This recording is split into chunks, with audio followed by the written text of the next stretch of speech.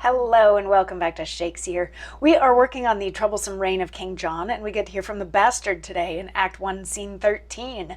At the beginning of this scene, we had John deciding that everything was going so well for him, because remember, he's back at war with France because he's been excommunicated, and he wanted King Philip to back him up because of the marriage of Louis and Blanche, but King Philip decided to side with the church. So now John is sort of declaring war on France and on the church in general.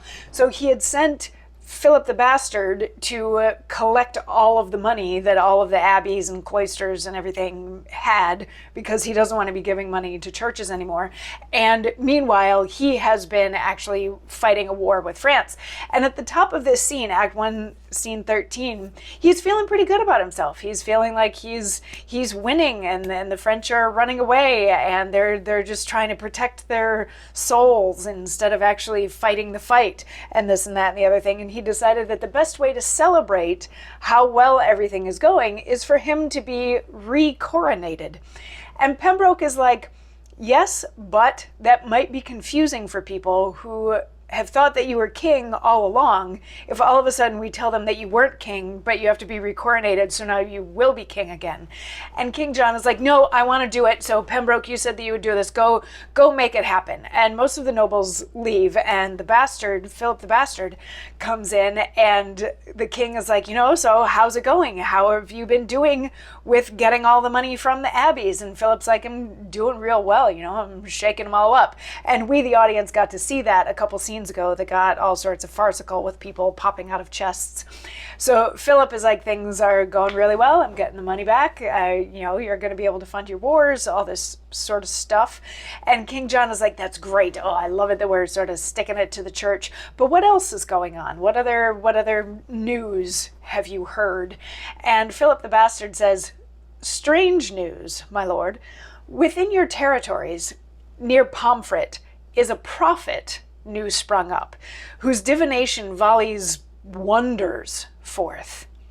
To him the commons throng with country gifts.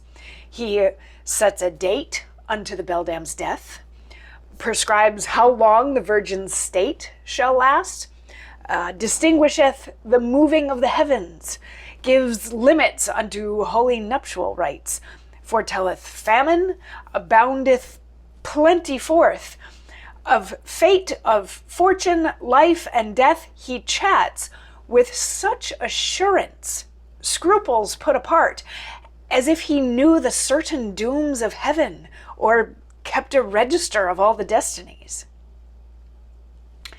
So this is the bastard telling King John about Peter the prophet, who we met a couple scenes ago, who the bastard was pretty sure Peter was just like scamming people, so he had him arrested.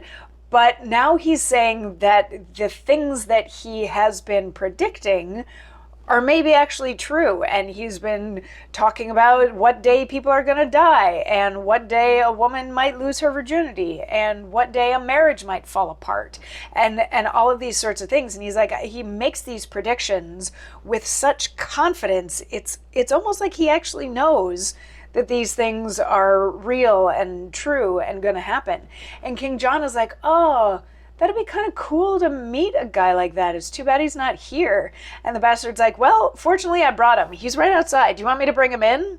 And King John is going to give us a speech tomorrow that sets the priorities straight in what's going on right now. And we'll learn more about that tomorrow. I'll see you then. Mwah.